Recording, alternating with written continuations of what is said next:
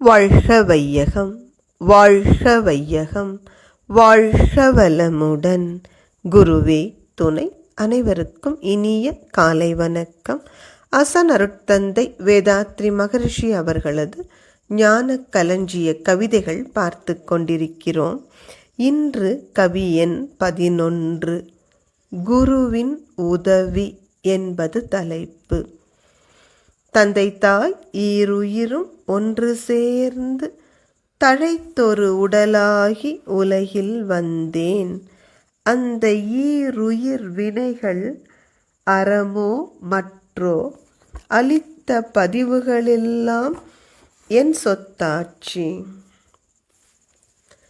இந்த அரும்பிறவியில் முன்வினை அறுத்து எல்லையில்லா மெய்ப்பொருளை அடைவதற்கு வந்த ஒரு உதவி குரு உயிரின் சேர்க்கை.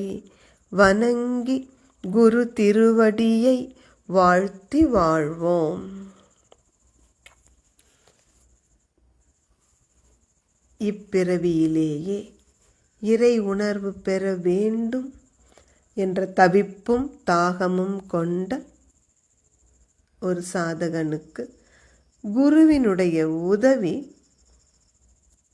பயிருக்கு மழை போல் எப்படி வந்து சேர்கிறது என்று அருட்தந்தை விளக்குகிறார். நாம் ஒவ்வொருவருமே பிறப்பெடுத்ததன் அடிப்படை தந்தை தாய் என்ற இருவரது சேர்க்கை. அவர்களது பதிவுகள்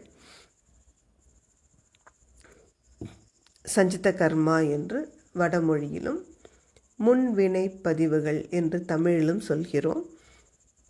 அம்மா அப்பா என்ற இருவர் செய்த செயல்கள் அவைதான் எந்த ஒரு மனிதருக்கும் கேபிட்டல் என்று சொல்வோம் அல்லவா, மூலதனமாக வந்திருக்கிறது.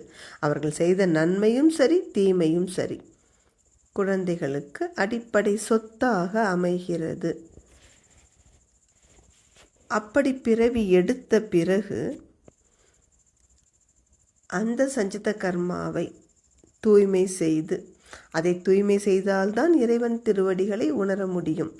எல்லையற்ற அந்த இறைநிலை உணர்வு பெறுவதற்கு ஒவ்வொரு ஜீவனுக்கும் தேவைப்படுகின்ற உதவிதான் குருவினுடைய உயிரின் சேர்க்கை. அதைத்தான் நாம் தீட்சை அல்லது புனிதப்படுத்துதல் என்று சொல்கிறோம். உலகியல் வாழ்க்கையில் ஈடுபட்டிருக்கும் அம்மா அப்பாவினுடைய பிறவித் தொடராக வருகின்ற குழந்தைக்கு புனிதமான ஒரு உயிரின் சேர்க்கை, குரு உயிரின் சேர்க்கை கிட்டும் பொழுது பிறவி பயனை அடைவது சுலபமாகிறது. அப்படிப்பட்ட குருவின் திருவடிகளை வணங்கி வாழ்த்தி வாழ்வோம். நன்றி. வாழ்க வளமுடன்.